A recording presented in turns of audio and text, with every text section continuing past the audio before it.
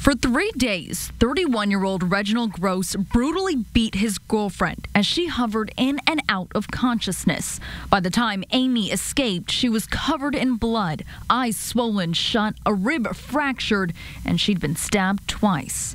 We're using pseudonyms to protect her and her mother. She was so terrified of Groce, Amy's mother, Rachel, had to convince her to go to the hospital. I had to give her an ultimatum. My exact words were, you take a good look at my face because it'll be the last time you'll ever see it because I'm going to go kill him. So either you do the right thing or you say goodbye to Mom. Amy's nightmare started over a simple argument. But over the course of the next few days, Groce repeatedly punched her, kicked her, dragged her across the pavement, put his cigarette out on her eyelid, and made her lick the sole of his shoe. The things he did to her and kept her for 2 days, he is totally screwed up in the head. There is something wrong with him. He needs to get some help because a normal person doesn't do this kind of things. Amy was able to convince Groce to take her to the hospital, but she lied to doctors about Groce's involvement and later told police she didn't know why, but she still cared about him.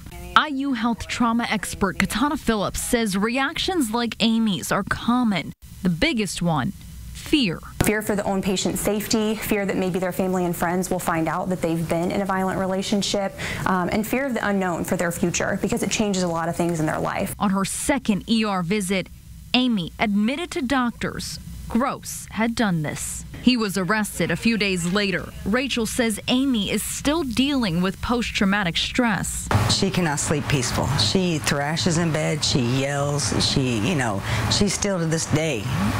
She just doesn't sleep. I mean, she thinks she sleeps and gets rest, but she is all over. She's kicking, she's screaming. She has nightmares constantly about it. And we've always said where there's a will, there's a way, and there's 3 strong women in this house, and we'll make it.